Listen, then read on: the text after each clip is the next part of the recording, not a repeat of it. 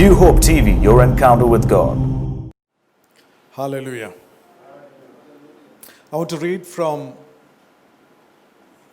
Paul's letter to the Romans, chapter 3 and verse 20. Romans 3 and verse 20. Not one person can have God's approval by any effort to follow the laws in the scriptures.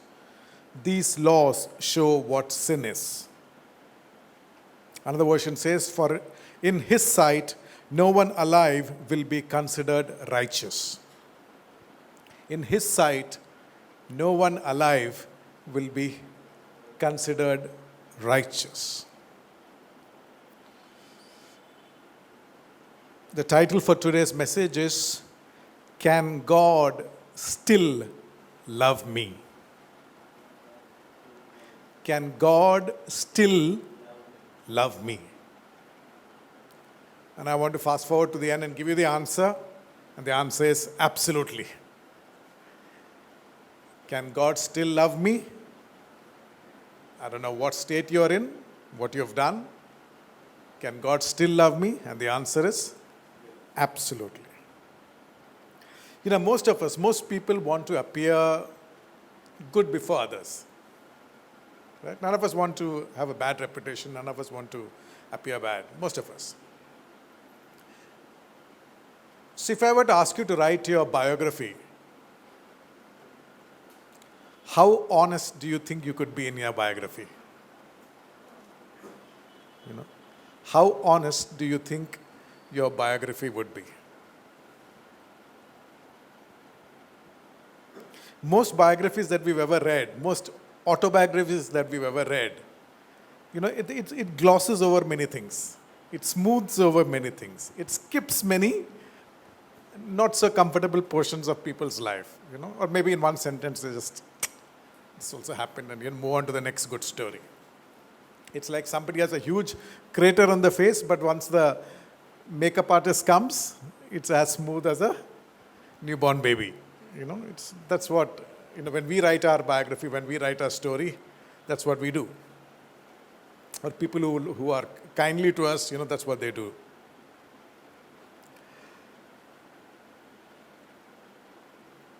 And, you know, strangely, many people don't read this Bible because they think this is a book full of a holy God and holy people. And if they were to read it, they would feel even more condemned about their state, right? They'll feel even more miserable because they fear that this book is, you know, it's a holy book, holy Bible. So I read, everybody is good and perfect and nice, and I am so miserable. If any of you watching me are like that, I pray that you will just take a few minutes to hear me out, to discover the truth about this book. When I read the Bible, I find it to be one of the most embarrassingly honest books that I've ever read. If some of the things that are written in this book were published in any other book, and I found my children reading, I would take it away from them. This book is so embarrassingly honest. The Bible tells it as it is. There's no makeup. There's no beautician in the Bible. When it describes a person, it describes a person as he is or as she is. That's it. In fact, I find very few perfect people in the Bible. Or very few people who, you know, you don't find too many flaws. You might find a Job. You might find a Joseph. You might find a Daniel. A Joshua maybe. Can you name any more? We'll come to that. You know. But mostly it is talking of people with a lot of failings who've committed a lot of mistakes like me. You know, maybe not like you, but definitely like me. And once in a while you'll find somebody who's worse than you, but most of the time it's, you know, people who are as bad as you. In fact, their lives are so colorful that even on your serials that people watch in the evening, you will not find that kind of color. right? The kind of stuff that you read in the Bible. Let's take a look. God created Adam and Eve, and He gave them one rule. Actually, more than a rule, He put them on a diet plan. He said, you go out and you can eat. It's an amazing diet plan. You can eat whatever you want, however much you want. You will never put on weight. You don't have to go to the gym. You don't have to exercise. You can just eat whatever you want. Amazing diet plan. You can eat whatever you want except this one item. Because that's poisonous. The moment you eat that, you will have a heart attack and you will die. Adam and Eve were like us. Or rather, we are like them. Imagine if someone comes to me and says, I give you all the freedom in the world. You can do whatever you want except this one thing. Suddenly, the only thing I want to do is that one thing. So Adam and Eve ate that one thing, and they had a spiritual heart attack. I just want to show you the characters in the Bible, Adam and Eve had 2 sons. Look at those characters. Cain kills his brother. I'm right in the beginning of the book. Cain kills his brother. Later, Adam has another son called Seth. Seth has a descendant who is Noah.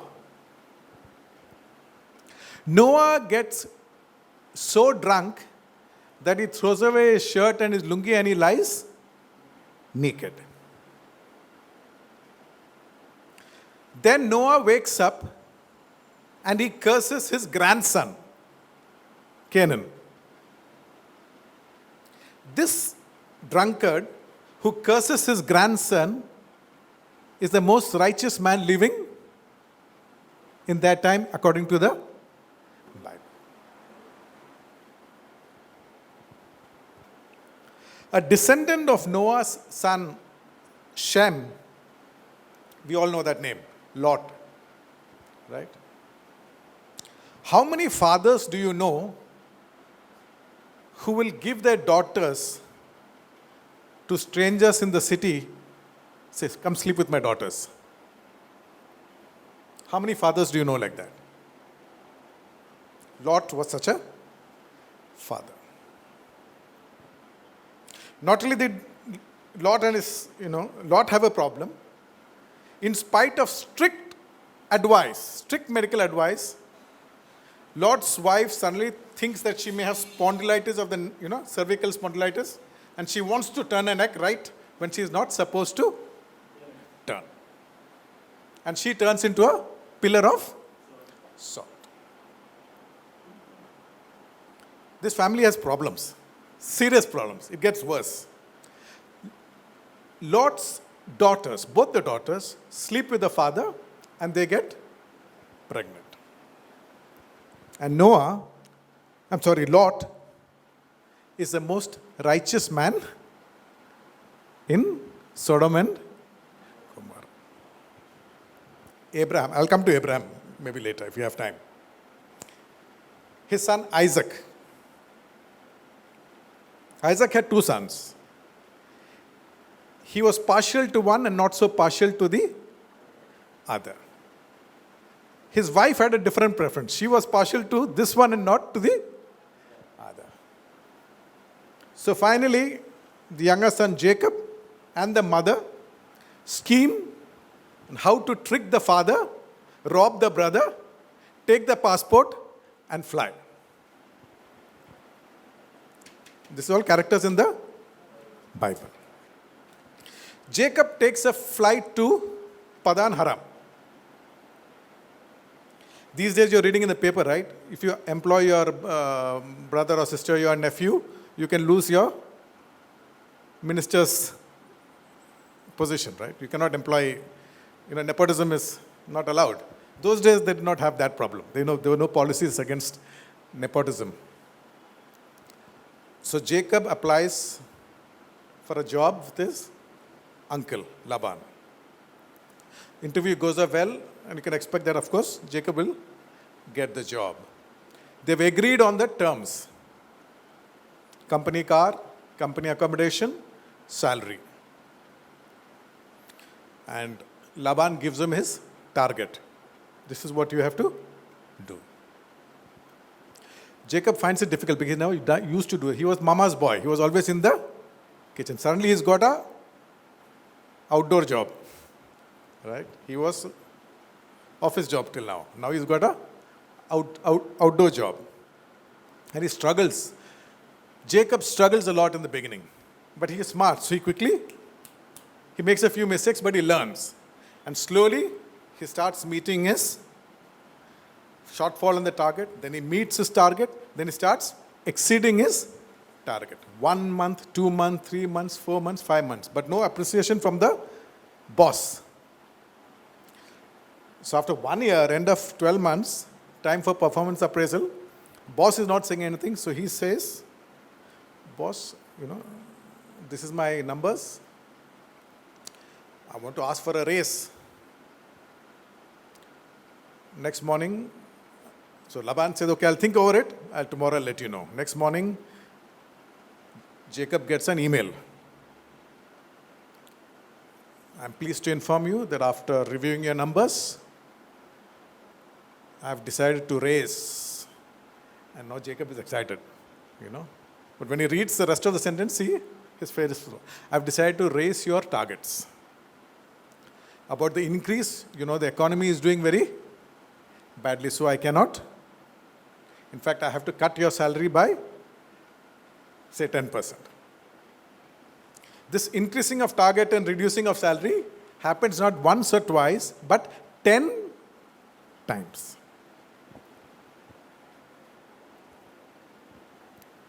I'm sure those days, Jacob must have, I'm just imagining, Jacob must have prayed, if I ever have a son, I hope he becomes the, finance minister or some minister who can influence the economy, because the economy is blamed for every problem. And then, summer is over, autumn is over, winter is over, and then spring comes. And when spring comes, everything is green, there's a nice breeze, the birds are chirping. And Jacob, along with the trees, he sees somebody very pretty and falls in love with this girl, the boss's daughter. It's not a good idea to fall in love with your boss's daughter. So the boss decides to teach him a lesson. He marries him off to his eldest daughter when he's actually in love with the younger one. Most people have trouble managing one wife. Right?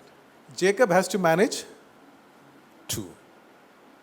When there are 2 wives, there's always competition between the 2. In this case, they had a very different kind of competition. They had a gynecological competition. Who will produce? Jacob not only has to sleep with both these women, he also has to sleep with their maids. All in the Bible.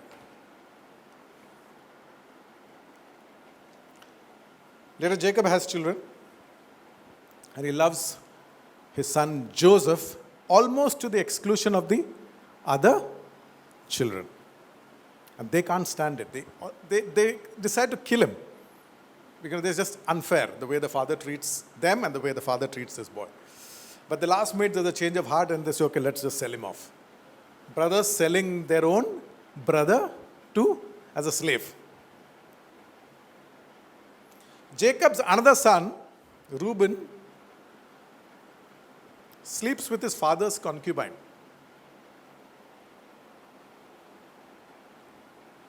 Another son, Judah, sleeps with his daughter-in-law.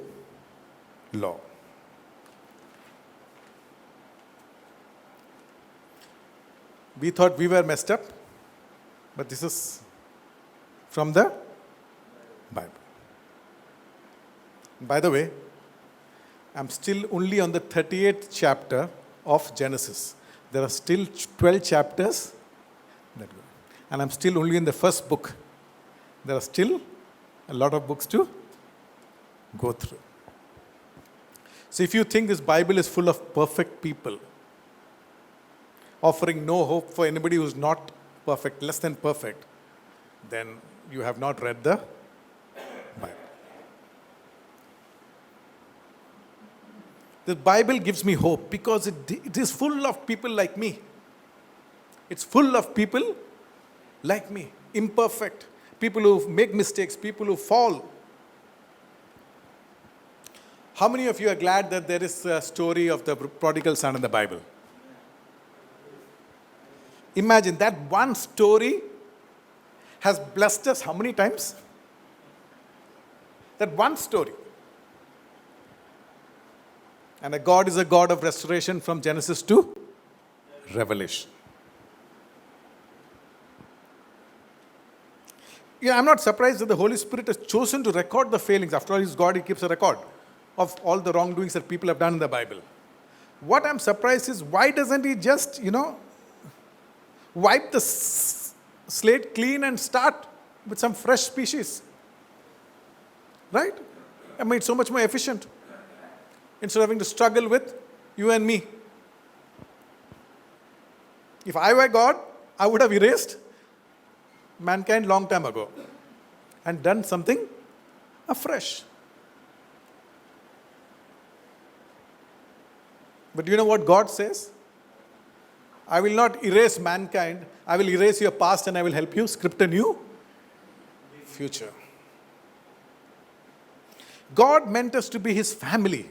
So He made us in His own image. So every time He looks at you and me, however fallen we are, however sinful we are, He sees Himself in us. And it's like our children. He can never forget that. And He keeps calling us back. He just keeps wishing we go back to Him. He just keeps wishing. Isaiah 65:2, I have stretched out my hand all day long. Can you imagine the God of the universe stretching out both His hands all day long? How long can you stretch out your hand? The God of the universe stretching out His hands, actually both hands, all day long, not one day, every day, same story, all day long to a rebellious people who walk in a way that's not good and according to their own thoughts. Every morning, what does God do? He wakes up. He doesn't sleep. I'm saying every morning, when we wake up, what do we see? God stretching out His hands, both His hands towards us. And what do? We turn away and walk according to our own thoughts. As parents, you and I, we lay down rules for the children. We know what's good for them because we've gone past that stage. God has gone into the future. Like we heard yesterday, He's the Alpha and the Omega. So He's in the Omega stage and He's looking back and saying, you do this and this is good for you. Like as parents, we would advise our children. And while we expect our children to obey, we find it difficult to obey the Almighty God. We know what's right, but we don't do it. It's like my brother-in-law has a story. Once the story is like, once there was a boy who stole something from a friend in school and came back home. A pencil or something. And the father tells the boy, why did you steal this? Don't you know stealing is bad? If you need a pencil, ask me and I will bring it from the office. So this is, we know what we're supposed to do, but we don't do it. The Holy Spirit didn't write this book to condemn us. The Holy Spirit populated this book with people like you and me to give us a hope.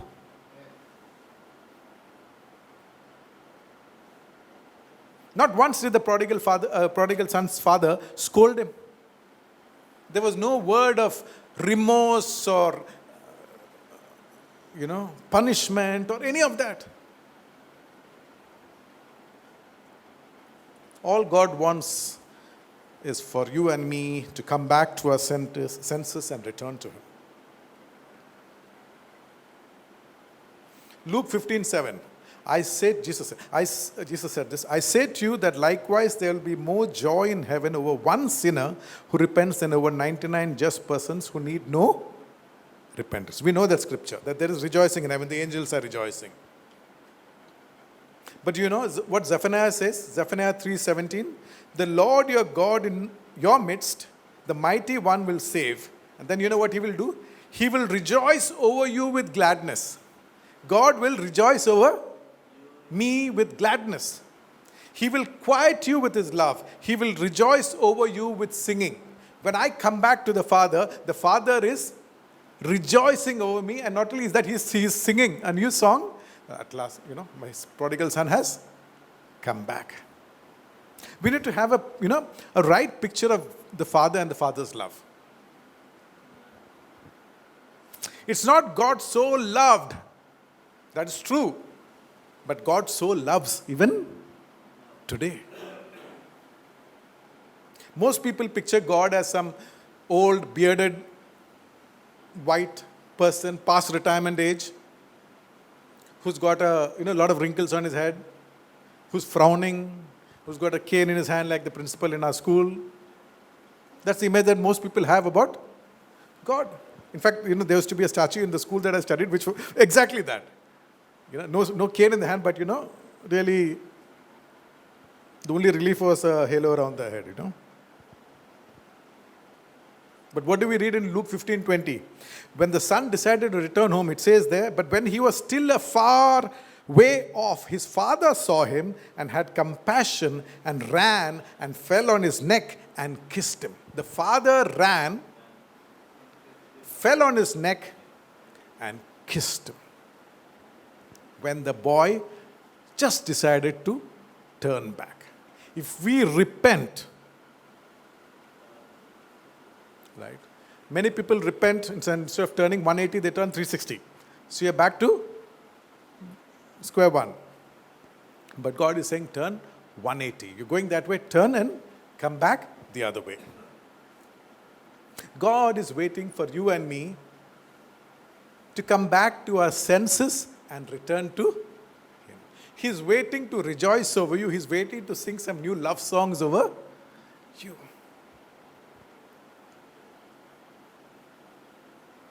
The Lord is not waiting for us to clean ourselves and then come to Him. The Lord is saying, you come just as you are. You come just as you are. I will do the cleaning. You just choose to come. You have a free will. I cannot change that. I will not change that. You choose to come back. I will clean you up. I will purify you. I will justify you. I will sanctify you. The devil will condemn us. He will tell us, this time you have gone too far. The Lord has forgiven you so many times. And after that, you have still done this. Now you are beyond. Now you just continue like this. That's what the devil will tell us. We heard that yesterday, right? When Judas decided, how Judas decided to betray Jesus. And John 13:2, and supper being ended, the devil having now put into the heart of Judas, a negative thought. And Judas, instead of taking every thought captive, right, as it says in 2 Corinthians 10:5, bringing every thought captive to the obedience of Christ, entertained it, and he nourished it, and he watered it, and he fertilized it, and then he ended up betraying Jesus. Revelations 12:10, we know this verse. The devil is the accuser of the brethren. He will accuse you, and he will accuse me. In Zechariah 3:1, we know this passage where Joshua the high priest is standing before the angel of the Lord, and he's accusing Joshua before the Lord.